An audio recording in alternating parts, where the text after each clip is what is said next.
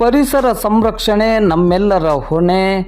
ದಾಂಡೇಲಿಯಲ್ಲಿ Rotary club ಅಧ್ಯಕ್ಷರಾದ ಅಶುತೋಷ್ ಕುಮಾರ್ ರಾಯ್ ಕರೆ.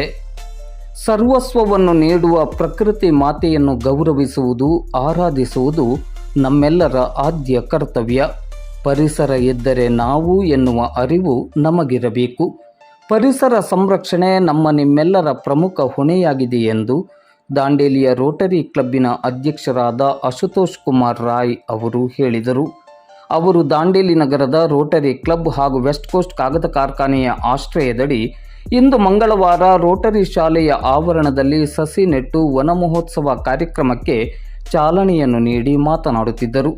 ಯಾವುದೇ ಸ್ವಾರ್ಥವಿಲ್ಲದೆ ನಮಗೆಲ್ಲ ಬದುಕಿಗೆ ಮಹತ್ವದ ಆಸರೆಯಾಗಿರುವ ಈ ಸಮೃದ್ಧ ಪರಿಸರವನ್ನು ಉಳಿಸಿ ಬೆಳೆಸುವ ನಿಟ್ಟಿನಲ್ಲಿ ನಾವೆಲ್ಲರೂ ಅತ್ಯಂತ ಬದ್ಧತೆಯಿಂದ ನಮ್ಮನ್ನು ನಾವು ತೊಡಗಿಸಿಕೊಳ್ಳಬೇಕೆಂದು ಅಶುತೋಷ್ ಕುಮಾರ್ ರಾಯ್ ಅವರು ಕರೆ ನೀಡಿದರು. ವೆಸ್ಟ್ ಕೋಸ್ಟ್ ಕಾಗದ ಕಾರ್ಖಾನೆಯ ಸಾರ್ವಜನಿಕ ಸಂಪರ್ಕ ವಿಭಾಗದ ಉಪ ಪ್ರಧಾನ ವ್ಯವಸ್ಥಾಪಕರಾದ ರಾಘವೇಂದ್ರ ಜೆ.ಆರ್. ಅವರು ಮರ ಗಿಡಗಳ ಸಂರಕ್ಷಣೆ ನಮ್ಮೆಲ್ಲರ ಪ್ರಮುಖವಾದ ಕರ್ತವ್ಯವಾಗಿದೆ. ಹಚ್ಚ ಹಸಿರಿನ ಸಮೃದ್ಧ ಪರಿಸರ ನಿರ್ಮಾಣ ನಮ್ಮೆಲ್ಲರ ಗುರಿಯಾಗಿರಬೇಕೆಂದು ಕರೆ ನೀಡಿದರು.